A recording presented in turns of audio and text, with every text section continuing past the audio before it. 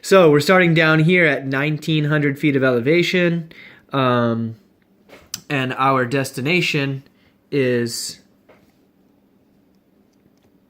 Pierce at 4,300 feet and Eisenhower at 4,700 feet. So if we say, Alexa, what is 4,760 minus 1,900?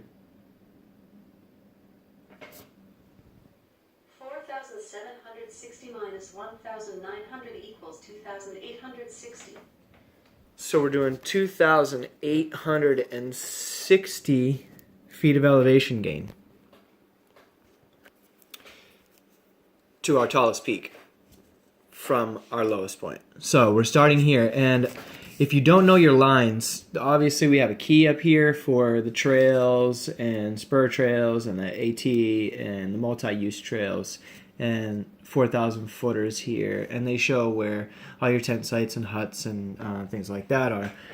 But these lines are your topographical lines, okay? And these represent the elevation at that certain point in your trail. So this is how precise these maps are, okay? So this line here, it says 3,000. So this is 3,000 feet in elevation right here in Gibbs Brook in Crawford Path. Okay, so this is what you're dealing with. We're going up to 4,300. So the closer these lines are together, the steeper it's going to be. So here, this must be a ridge, you know, kind of a knob, if you will. And it doesn't look steep at all. This is some flat walking here. But then if we get down into here, into this ravine, into where the Assaquin Brook is, you can see, as in all ravines, it gets extremely steep up here, up in the 4,000 footer. So this is a pretty serious ridge line from Pierce to Eisenhower. It is kind of wide up here, you can see, and what's awesome about this trip is you're starting and you're going up Crawford Path, and it's super steep. And I'm doing this. I did do this trail, but I'm doing. You can do this with any trail, just by looking at your topographical lines and where you're headed up through with your where the trail goes. So we're going up, and it looks like it gets relatively steep here, and then you get to the summit of Pierce, and this ridge line, there are no lines in here. So this ridge line on the AT is just beautifully flat. I've seen it. I got pictures of it. If you go back to 3-4 videos climbing the mountain that tried to kill us, go back in that video and check it out. And that's us summiting Pierce and Jackson. Eisenhower is the only 4,000 footer in New England that I have not done. No, kidding. It's the only president that I have not climbed. So we want to go to Pierce. So we're going to take Crawford Path. Now that you know your elevation lines, your topographical lines, now you should know your distances. So we have to add these up. They take from point to point. Trail cutoffs, major trail changes, like maybe a major bridge or another major trail, like a multi-use trail coming through. But the trick is you got to add these up, okay? So our first stretch here, it gets kind of hard to read sometimes when they're really small little portions of trail. Sometimes they're not going to give you the distance. They'll almost always have a trail sign at the junction that'll tell you the 0.2 to this or 0.2 to that. But usually they're not going to worry about that on a big map like this, so you have to kind of wing it on that. But I'm going to call this strip to this strip, okay? Crawford Path, this first to the first Mizpah cutoff, 1.5. All right, I'm not sure of the colors right now at the moment. They might just mean it's a different trail, a spur trail, or a regular traveled trail. But with the red, 1.5. So 1.5, then from the Mizpah cutoff to, I'm thinking, the summit of Pierce, or to this cutoff to the AT. Probably to this cutoff to the AT. It's going to be another 1.2. So now you're looking at 2.7 miles on Crawford Path from your starting point to the summit of Pierce. Give or take whatever this is, and give or take whatever this is if they're not counting it in the 1.5.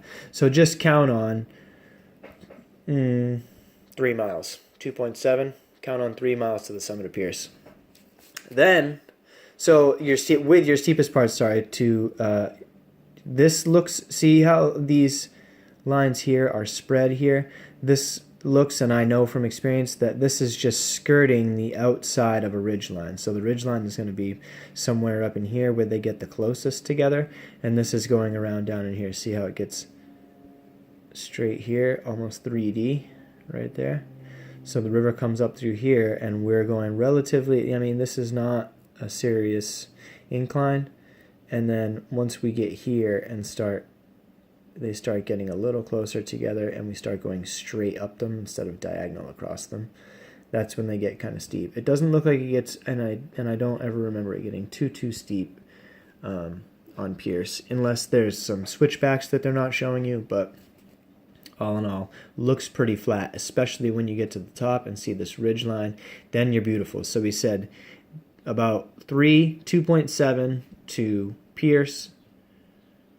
Now we have this strip of AT, which I'm going to say is 1.2 to here. And then I'm going to say that the Eisenhower loop to go wham around to hit the top of Eisenhower, because the AT, the Presidential Traverse, for some reason doesn't hit all the summits. You have to take these little loop trails. So the Eisenhower loop looks like 0.4 and 0.4, so about 0.8. So we're going to add on a mile. So we got 2.7, 1.2 is 3.9, plus 0.8 is 4, right? What did I say? 3.9 plus 0.8 is 4.7. And or whatever that is. If I'm wrong on that math, correct me down there. And then Crawford Path for another 1.2 to the summit of Mount Monroe. But what we're going to do is take Edmonds Path back down.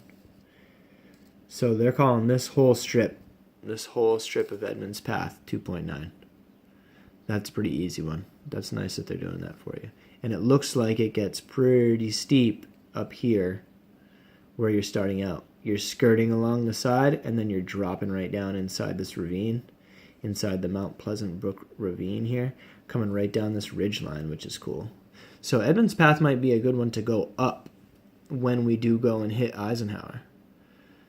Then it's extremely flat on this Mount Clinton Road, closed in the winter. I'm sure this is, so that means it's a car. You can travel this with cars. Back down. And pretty much over here in the Crawford Depot, you have to get off on the road and walk up the road to your parking lot. But if you do that, you can hit loops for pretty much any of these. But if you're not from the Northeast, that's fine too. Maps are made all the same all over the country. And just know your topographical lines. Elevations are in them. And your distances. Add your distances up. And always recognize your outcroppings, trail signs, trail junctions, huts, and stay safe. Like, comment, subscribe. Let me know what else you want to see, and I'll see if I can make it happen.